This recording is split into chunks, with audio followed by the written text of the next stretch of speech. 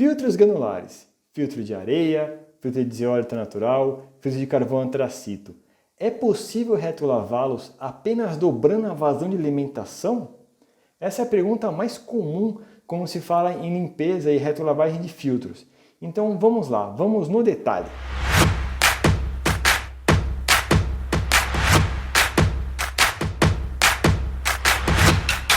Olá, eu sou Henrique Martins, engenheiro químico, atuo há mais de 10 anos com tratamento de água e efluentes e nessa série de vídeos do Portal Octopus eu vou compartilhar um pouco da minha experiência prática e teórica com vocês no intuito de ajudá-los, seja numa conversa com o cliente, na elaboração de um projeto, dentro das estações operando um sistema, resolvendo problemas operacionais ou eventualmente estudando. O tema do vídeo de hoje serão os filtros granulares, filtro de carvão antracito, filtro de areia e filtro de zeólita natural.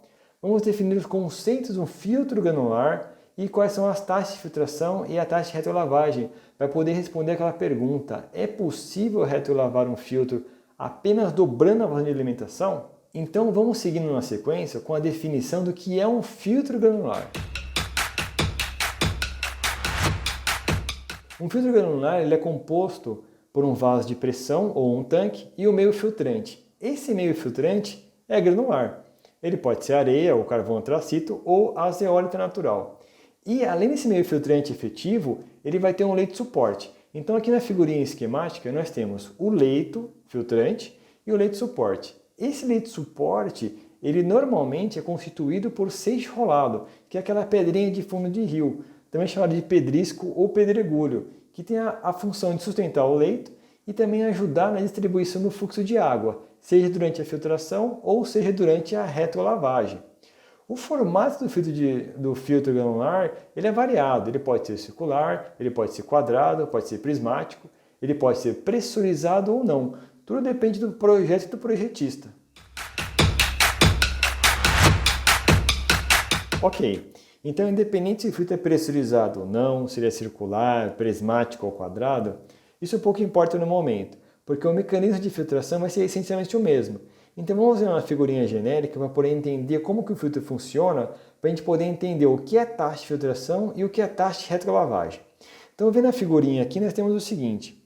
O filtro, como eu falei anteriormente, é composto pelo meio filtrante e o leito suporte. A filtração ela tem um fluxo descendente, ou seja, de cima para baixo.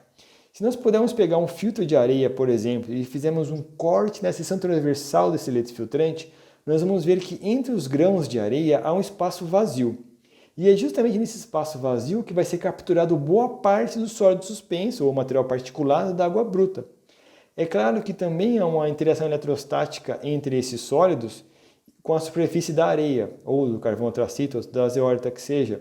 Então é um mecanismo de eletrostática que vai também fazer essa remoção do material particulado. Então note que camada por camada eu tenho diversas barreiras para fazer essa redução de material particulado. Ou seja, durante a carreira de filtração, esse material vai sendo acumulado e vai chegar um dado momento onde o filtro vai estar saturado. Então nós vamos precisar fazer a retrolavagem, que é a limpeza do leito, onde a gente vai inverter o fluxo de água. Invertendo o fluxo de água, nós vamos ver que o leito vai expandir e vai aumentar os espaços entre os grãos de areia, ou antracito, ou zeólita natural, permitindo com que a água leve essa sujeira embora e deixe o filtro limpo para poder operar novamente. Bom, então se pegarmos aqui um diagrama de como que é um sistema de filtração mais completo, nós temos lá a bomba de alimentação, o manômetro, um medidor de vazão, o vaso de pressão, o quadro de válvula e o meio filtrante. Nós também podemos ter ali uma bomba específica para fazer a retrolavagem dos equipamentos, né? Sejam eles, às vezes, 2 ou 3 filtros na mesma planta, requerem uma vazão um pouco mais alta, então eu vou precisar de mais bombas para fazer esse processo. Mas, antes de entrarmos em detalhe da taxa de retrolavagem e taxa de filtração, nós temos que lembrar o que é taxa, né? A taxa nada mais é do que a vazão de filtração sobre a área da seção transversal desse filtro. Normalmente, ela é medida em metros cúbicos por metro quadrado por hora, ou simplesmente metro por hora. Agora, como que nós definimos a taxa de filtração? Bom, a taxa de filtração ela vai estar vinculada com o projeto. essencialmente com o quê? Com a qualidade de água desejada. Ou seja, quanto maior for a qualidade da água necessária, menor é a minha taxa de filtração. Ou seja, reduzindo a taxa, eu consigo remover mais material particulado. Porém, eu tenho um problema. Quanto menor for a taxa, repare que a taxa é relação vazão sobre área de filtração. Então, quanto menor for essa taxa, maior tem que ser a área do equipamento, ou seja, maior vai ser o seu tamanho e, por consequência, o seu preço.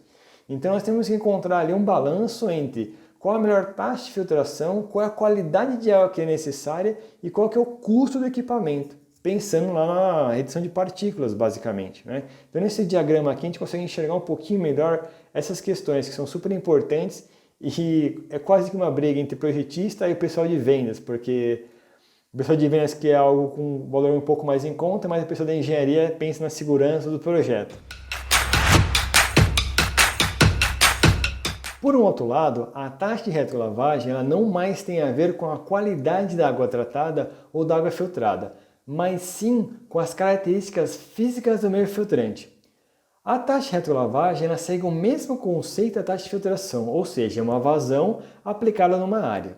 Porém, como eu falei no diagrama anteriormente, a retrolavagem é feita de baixo para cima, ou seja, no fluxo ascendente, para que o material seja fluidizado, cerca de 10 a 20% da sua altura. Com isso, o material particulado ele vai ser expelido junto com essa água e o leito vai ser limpo e pronto para ser novamente operado. Eu separei aqui uma tabela onde temos as taxas de filtração e as taxas de retrolavagem para os principais meios filtrantes granulares. Vamos dar uma olhadinha. A taxa de filtração para areia e para antracito está em torno aí de 10 a 15 metros cúbicos por metro quadrado por hora, ou simplesmente metro por hora. Já a zeólita, de 10 a 25. Para a retrolavagem, note que há uma diferença. O antracito exige de 30 a 45, a areia de 30 a 35 e a zeólita de 25 a 35. Todos esses números de retrolavagem eles estão numa faixa para garantir aí uma expansão de leito da ordem de 10 a 20% do material. Então, como eu falei, essa retrolavagem, a vazão de retrolavagem, ela está vinculada com as características do meio filtrante. Então, de cara, só por ver esses números, nós já sabemos que existem diferenças entre os materiais. E quais são elas? As duas principais diferenças entre esses materiais estão na granulometria, ou seja, o tamanho dos grãos, e a densidade aparente, ou seja, o seu peso, né? O carvão antracito ele tem uma densidade aí da ordem de 0,90 a 0,95, com uma granulometria em torno de 1 a 1,2 milímetros. A areia ela tem um peso específico ou densidade aparente em torno de 1,5 a 1,45 e a sua granulometria de 0,55 a 1,0 milímetros.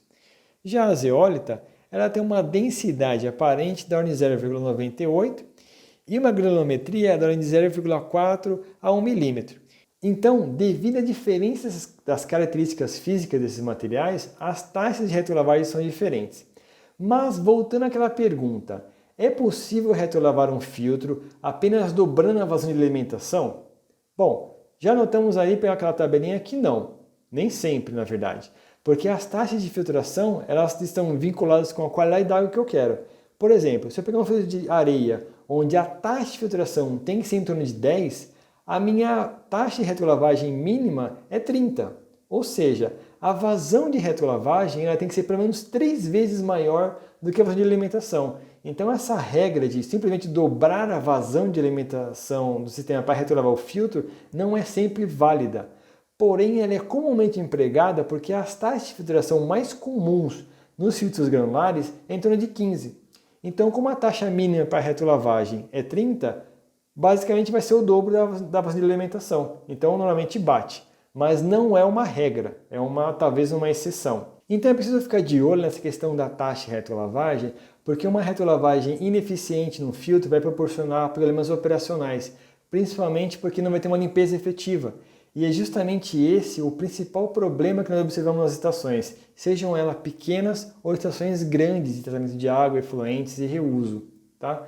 Então eu espero que nesse vídeo eu tenha conseguido trazer essas informações, esses conceitos de meio granular e até uma próxima oportunidade.